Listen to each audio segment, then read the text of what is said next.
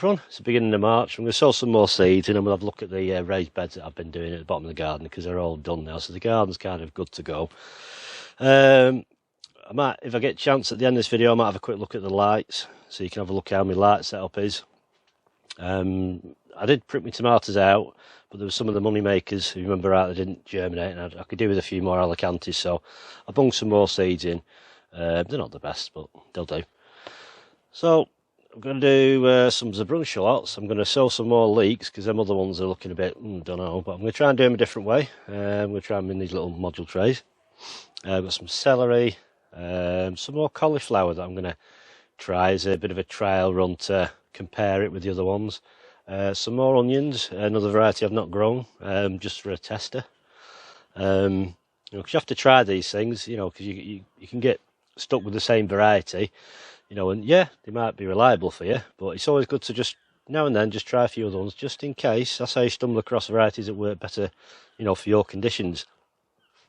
Also, probably people ask a few questions regarding watering, so I might cover watering a little bit. You know, if you're a bit worried on how to, you know, how much to water or when to water, if you've watered too much, you know, regarding the seedling sort of stage, sowing seeds and seedlings. So we'll start off with doing tomatoes. I've filled some pots up already. I've got one more to fill because I need an extra pot for the Alicante, because I just remembered that I'd sold some more of them, so I thought, right, only need one. So I've got enough upstairs. I've kind of worked it so I've got 6 of each. Just hoping the camera above is picking everything up. It's been a little bit hard to position everything in here. So if you're a bit unsure how to fill your pots up, the idea is you don't press them down too hard. You know, tap them down. That just sort of mimics a bit of sort of natural environment over time, that, you know, it weathers down, it settles. That's all you need to do. You can pre-water them if you want, you know, the night before, and let them drain down. That is a good way to do it. So I'll do Alicante first. So I'm just going to pick that one because it's a bigger one, scoot it out underneath. There you go, so we've got some root and everything. So the thing is with tomatoes, I don't know how you can see, but you can actually plant them a lot deeper because all this stem will put out roots. So don't be frightened if they're a bit tall and leggy, plant them a little bit deeper, which I am going to do. The other ones were planted quite deep, so they were quite leggy. I'm just going to make a nice hole in the middle, like that. I'm going to drop it all the way in like that, and then just coax the roots down a little bit more. So it's actually probably a good inch of the stem is buried as well. Now, for those of you who are unsure about watering, yes, you could water that around the top, which is fine. But if you're worried about how much to water, another easy way is have a dish or something like I've got down there, and you just water about, you know, 1/2 inch, centimetre. You know, you need more than a centimetre really, but about a centimetre will do. And simply get your pot and stick it in it like that. Probably for about 30 to 40 seconds will be enough.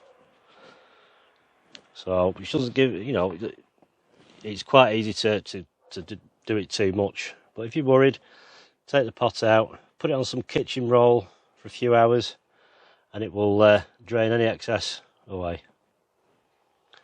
You know, don't worry about it not looking wet on the top, because, you know, give it time, a few hours, and all that water that will be in the bottom will have been drawn all the way to the top. So I feel a little bit longer.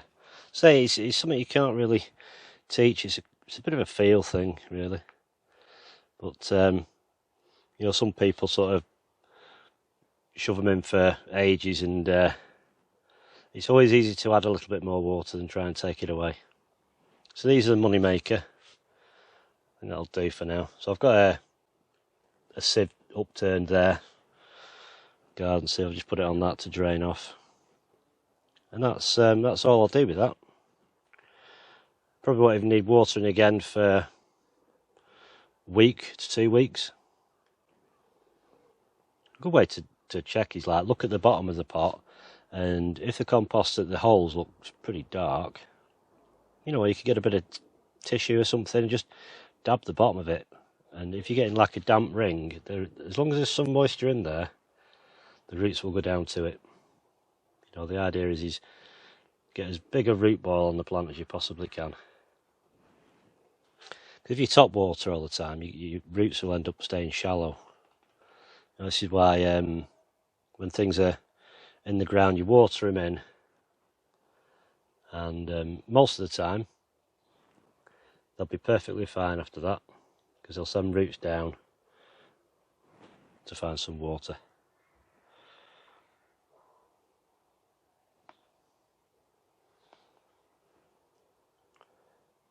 Looks a bit funny, that one.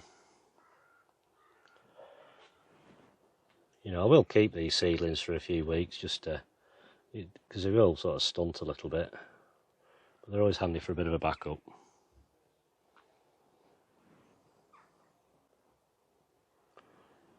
So here's the money maker.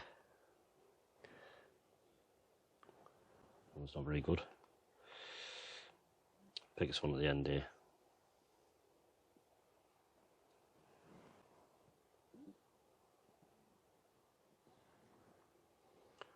You know, it's just a thing when you've got old seeds and that. You know, it's worth to try. If they germinate, fine. If they don't, then it's no harm.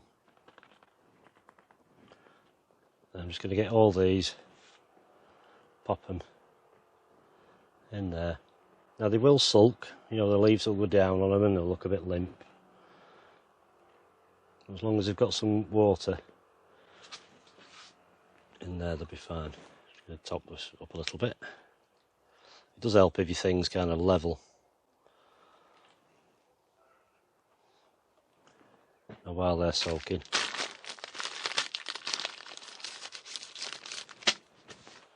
I'll write a tag out for them. Time my money maker.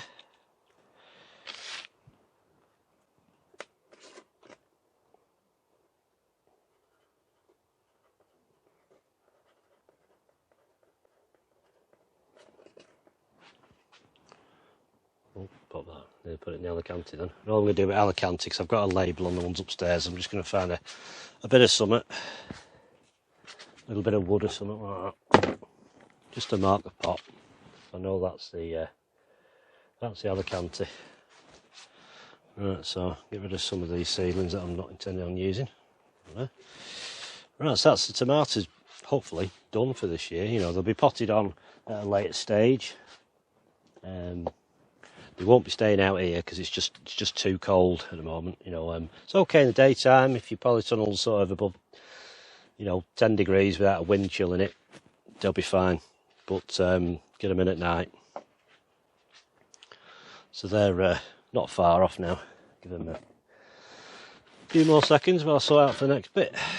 Right, so we'll do some. I've got celery I've got to do as well. We'll do celery next actually. So I'll probably pre-soak that as well in a minute. Another tray somewhere, but I haven't got one. There I have. This will do. Compost is just the usual stuff. It's just multi-purpose with some vermiculite in it. So yep, that'll do for them. Just pop them out of the way here on a little sieve to happily drain down. You know, and you'll probably notice that the compost will start darkening off. And a good thing as well is sometimes when you've got your seed trays, you know, your module trays inside the tray, the roots will come out the bottom.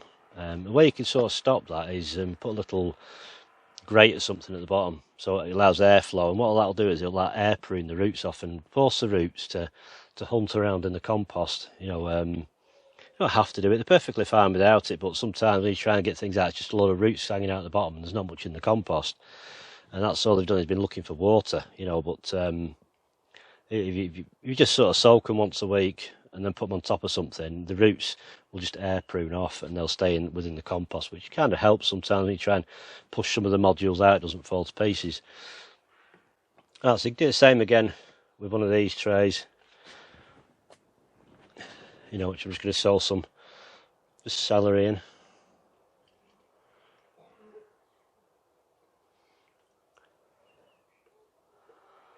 Like so. Have a look at all the seeds we've got. So we've got celery, which is the blush. Never grown it before, I don't think.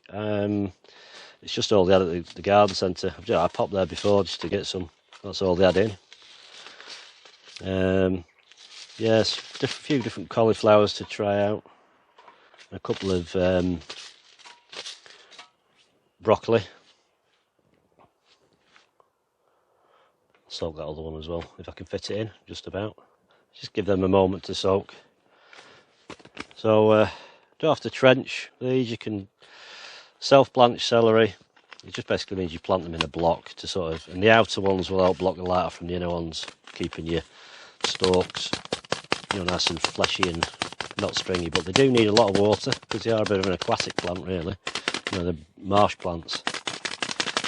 Tiny seeds. So just go easy on there, covering them.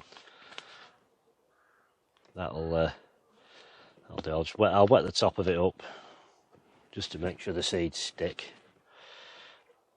Not much, so it's just to get that top bit down with the world's slowest watering can. That'll do.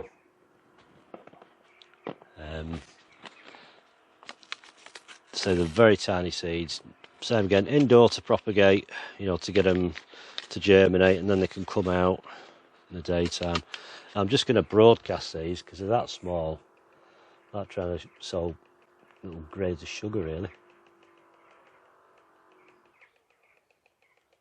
Now I'm going to do them fairly thinly because there's only me who really eats celery, but I use it mainly in cooking sauces. That's probably about 30 in there. I don't need anywhere near that many. Because they're that small, you could actually just leave them on the top like that, but I'll put a little bit of compost over them just to cover them, if I can think what I do with my sieve down here. Right.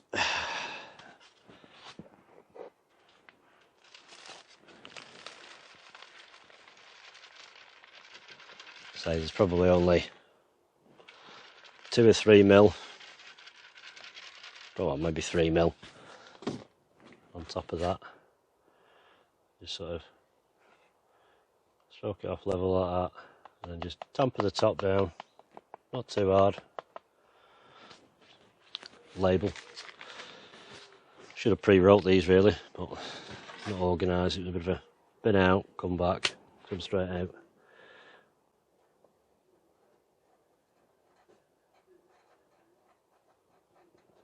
I'm not bother putting dates on because I can always have a look at the video myself. So that's the celery done. Bodge it out of the way over there. Right, we'll do some of these leeks and whatnot now. Get rid of that net.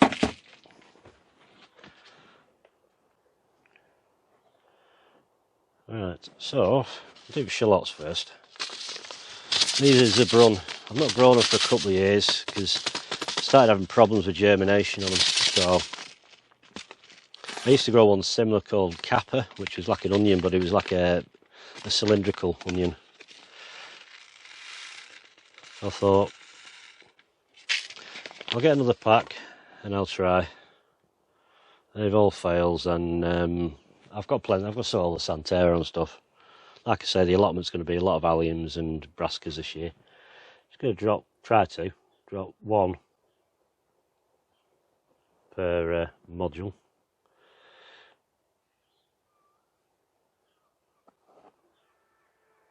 Doesn't matter if you drop a couple more. It doesn't matter. You can always prick them out.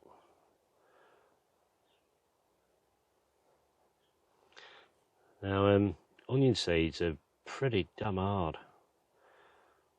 You know, so they do need a little bit of moisture to kick them going. So, you know, soaking them from the bottom can be a good way to help germinate. And patience is a thing with any of the alliums from seed. Sometimes they'll fire pretty quick, sometimes it could be up to 3 weeks, so don't start thinking you need to start flooding it with water, you know, if nothing's happened in a couple of weeks.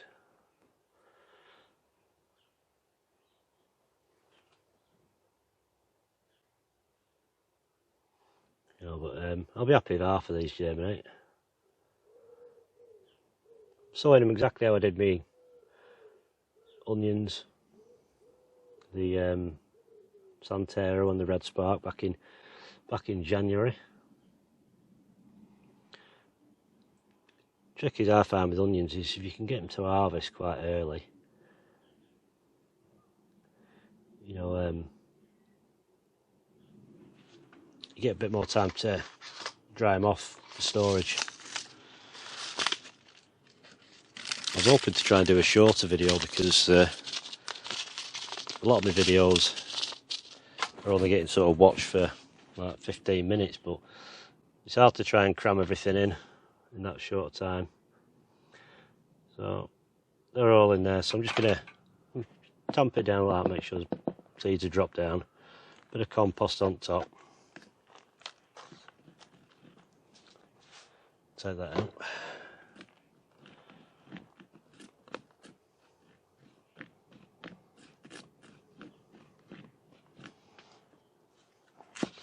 More water in there.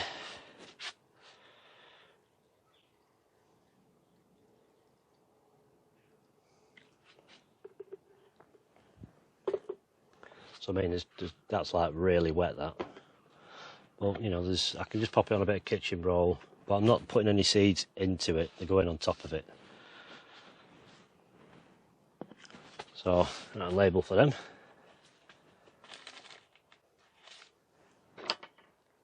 Sometimes you can watch the compost and you'll just see it starting to go dark. As soon as you see a couple of them going dark, pull them out.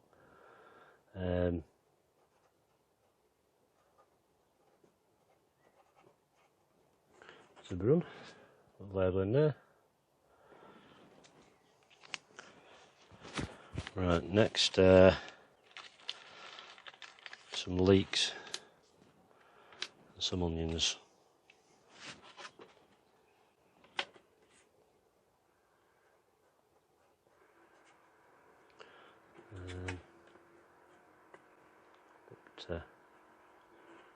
Bristol onion. Right, they're dark enough, so they've had enough.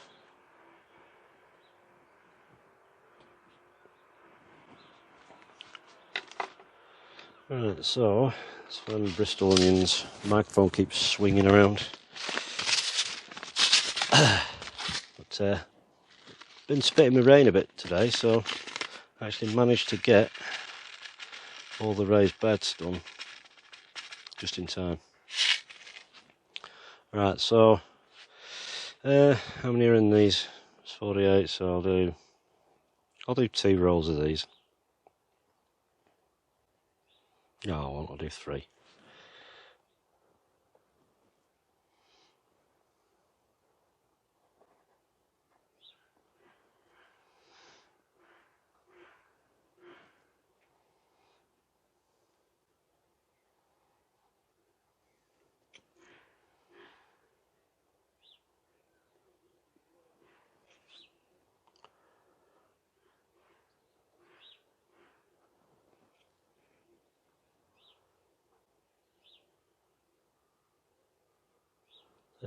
Quite a big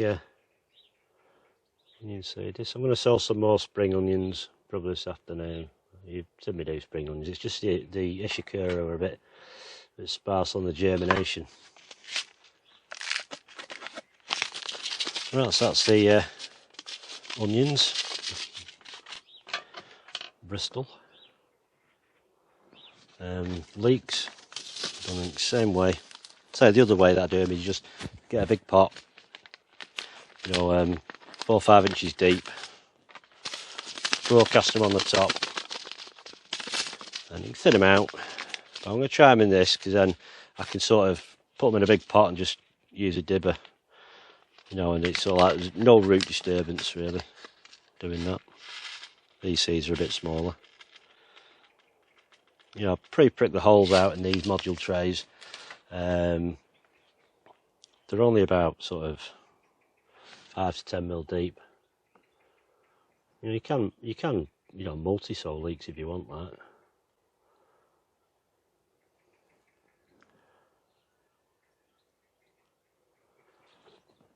Usually I take a bit more time over sowing, trying to get too many in one hole, but it's all extra stuff this.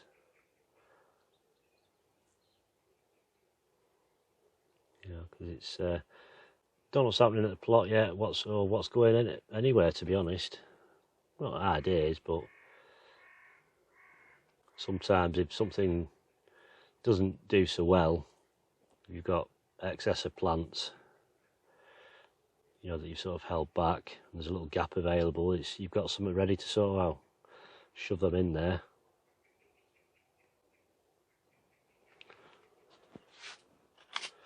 And send them.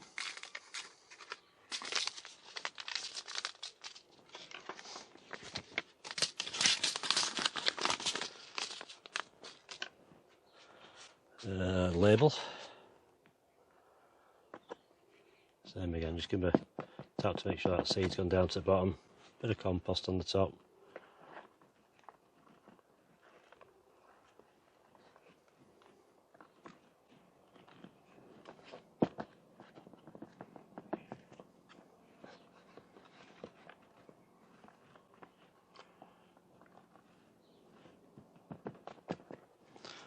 And shove them back in that water there, and they can have a soak.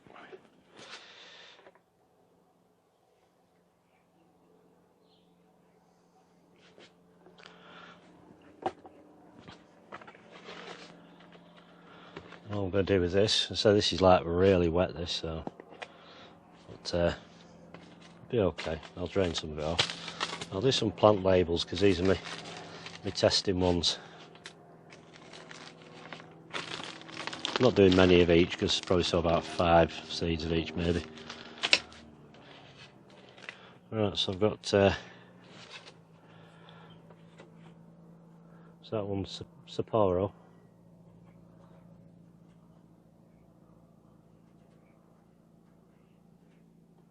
Oh, it's an F1. I'll put collie. Put that there. Then we've got one called Taser. I did order some other ones, but Marshall said they ain't got any in stock, so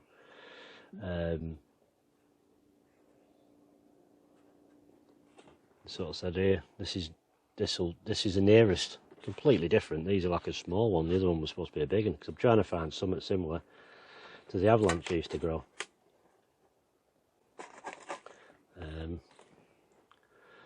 Broccoli. And that's just autumn.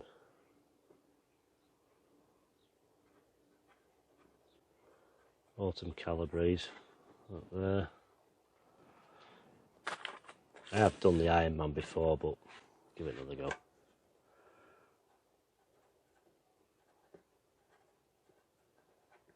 I've grown the Aquils for years now, and the thing I like about it is it's quite a compact plant, to be honest, and it's a good cropper. They come out there. They were a bit longer than I wanted, but never mind. Pop them out of the way, find somewhere. It's like very fastly running out of room in this polytunnel now.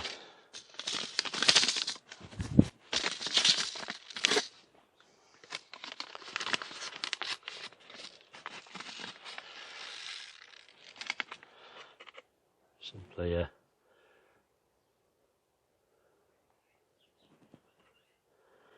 just dot a few about there.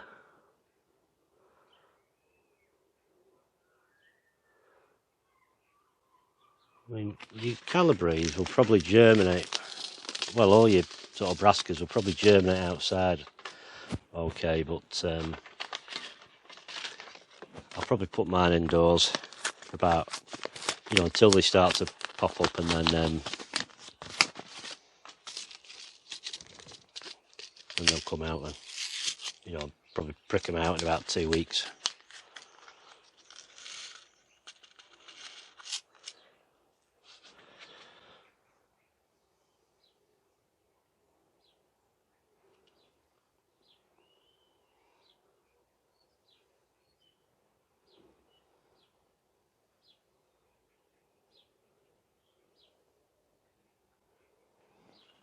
Yeah.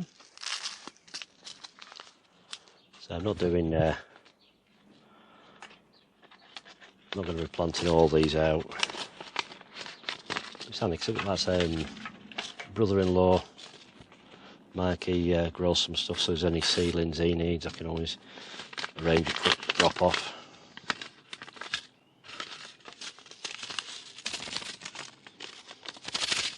Because as many of you will know, you know, all this sowing and pricking out stage is actually my favourite sort of stage of gardening, to be honest. You know, and harvesting and that. It's nice to watch it grow. The preparation, all the digging and that, I hate it. Hate it with a passion.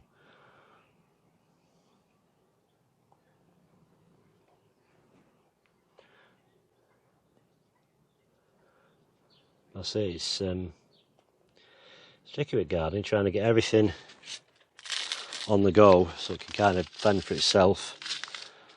It gives me a chance to go do a bit of fishing. You know, doing a bit of fishing at the end of the year in September. Well, see how the old lockdown goes. Hopefully it'll be all gone by then. Pubs will be open.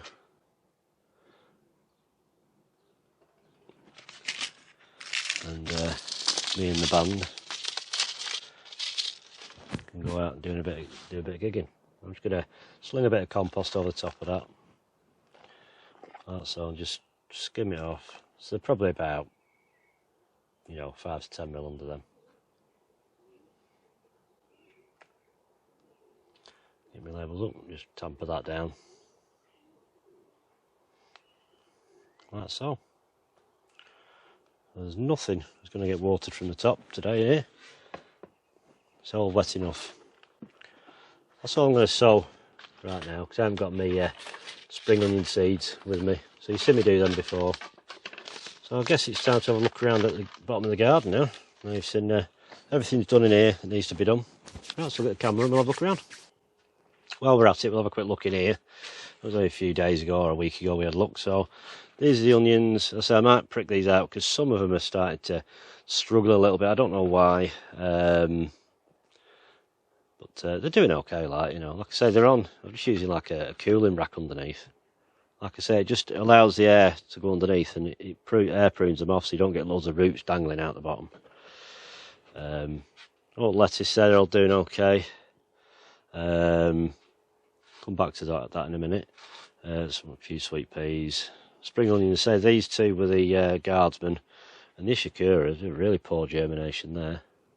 I've got a couple that's come out of there, and I've got 2 complete blanks. That's the the Primo 2 rows of them. They're doing okay. Starting to get the proper leaves now, which is what they'll be planted up to. Adore them early. All right, some more sowings here. So I've got some of the Rigoletto, which is like a Savoy cabbage, which I've got down at the plot already. I need to harvest. Some more Aquils and a few more Clapton. Because I have had a little snail in here. Chomp off, but it looks like it'll be okay. Because I found him. When I come out, I spotted it, and I found him. He was down the side of here, little bugger. So, like I say, you just need to check these things. They look dry, but they're not. They're fine. They're all wet underneath.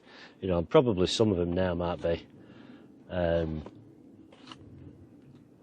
He says, looking Can't see out yet, but yeah, I can just make out on that a little root starting at the bottom. So the Clapton cauliflower moraqueels, there's 30 odd there quails. Apart from that one that went doof, that's why I've got these ones. So maybe like a couple of weeks behind. Everything tends to catch up when the season gets in swing.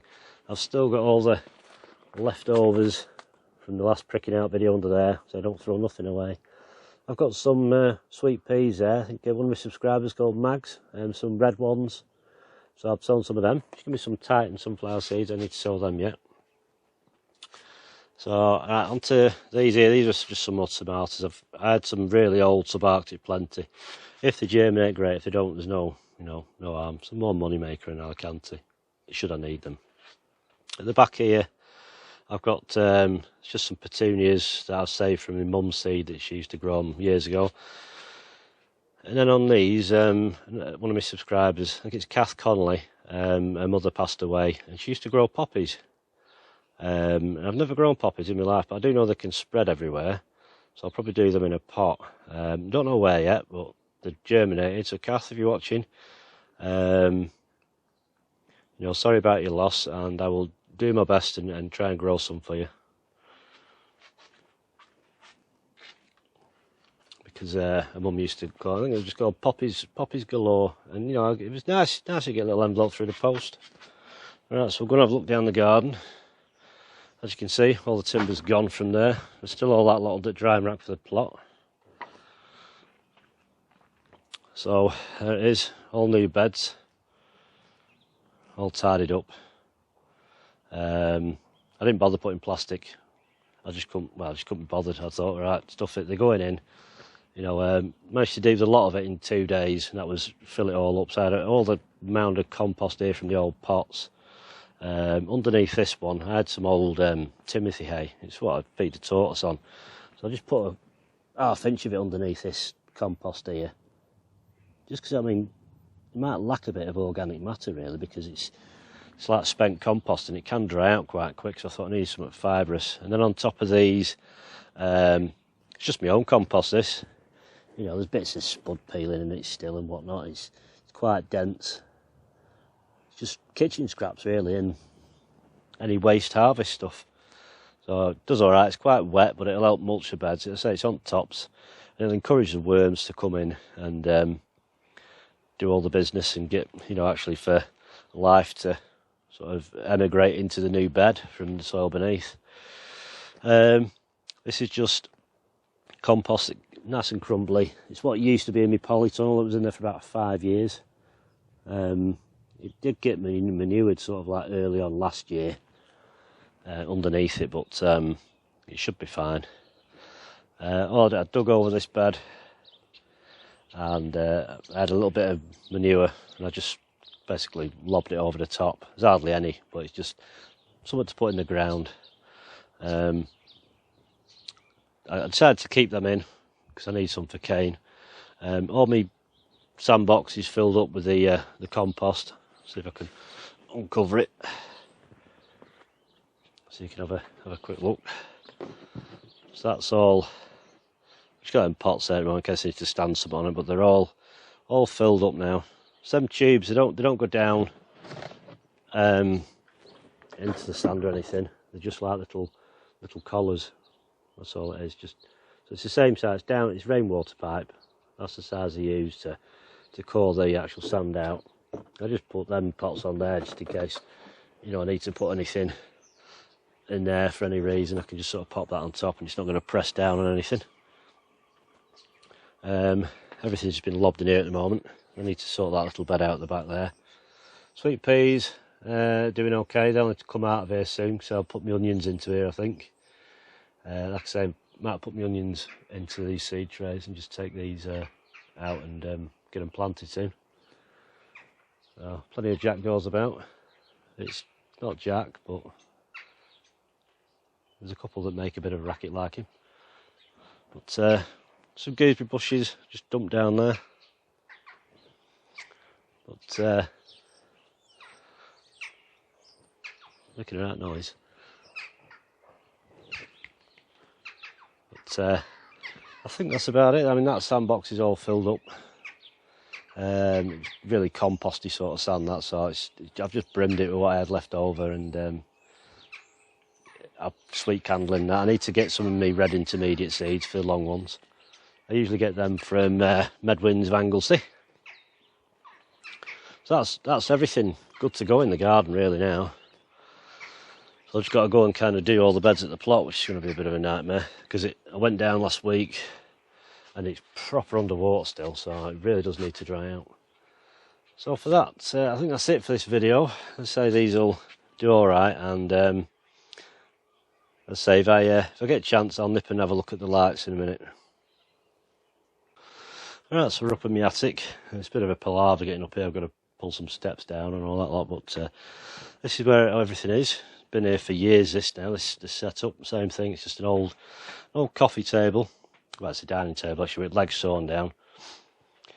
A bit of an old wardrobe that got hacked to pieces, and I got some mylar lined it. It can just be white, but I just got some silver. Put some net over it because I did have birds up here once and pecked a lot of stuff. So it's a bit of a palaver. Try and do this one-handed. Took the net out of the way best I can.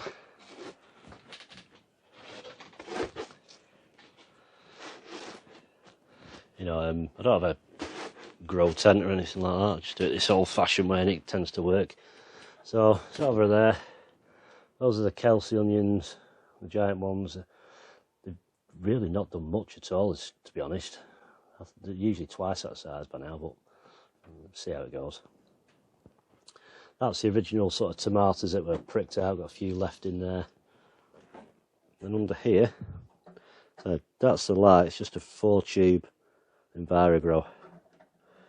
Couple of chains attached to each side, which up the back of this beam's a couple of hooks. I just have to unhook it and pull the chain up and rehook it on again. But those are the tomatoes. In that tray there is the peppers that I sowed. I've got some more peppers down here. Basket of fire. Can't read it. Oh, California Wonder. Giant bell pepper. Can't see them all. But obviously the one in the middle at the back, there's only one fired. It should be like 5 of each really, but I don't know where I'm going to put them all. But, play by ear. So that's the EnviroGrow.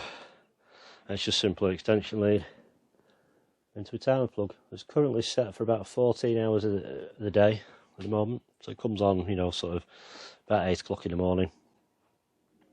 And then goes off at night.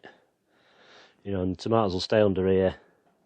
I'll probably start venturing them out in April. They'll start going out. Out in the day. Keeping an eye on the temperatures. As I say, because you don't want to lose everything. So that's it. Me in the attic. So it's a bit of a mess up here, but it's an attic at the end of the day. Just a simple little grow system.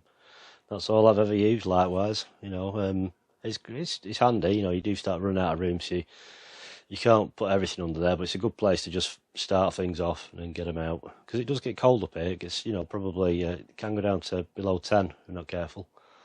But obviously the light gives a little bit of heat out, but not much. You don't have the lights too high, because they're only as good as a cloudy day. So you need to make sure the light's nice and close to them. When you're starting seeds off, sometimes I'll have it about 4 inches away from the top of the compost. So that's it for this video. So take care, thanks for watching, and I'll see you next time. Bye bye.